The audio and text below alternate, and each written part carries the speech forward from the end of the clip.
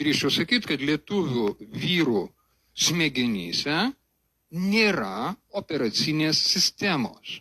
Jie yra susikūrę kažkokias savo subjektyves operacinės silpnas sistemas ir jų pagrindų bando gyventi. Bet jos yra nepajėgios spręsti šiuolaikinius gyvenimo iššūkius.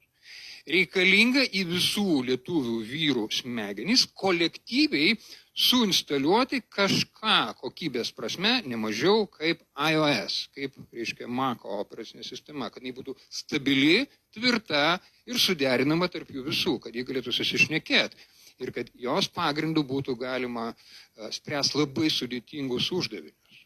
Prasme, tai turi būti pajėgi, kokybiška, šiuolaikiška mąstymo platforma. Lietuviai, vyrai šito neturi. Tai yra, tokia, galima sakyti, būrelis valstiečių, kurie bando po truputį primityviai kažkaip vieni su kitais kalbėtis. Taip kaip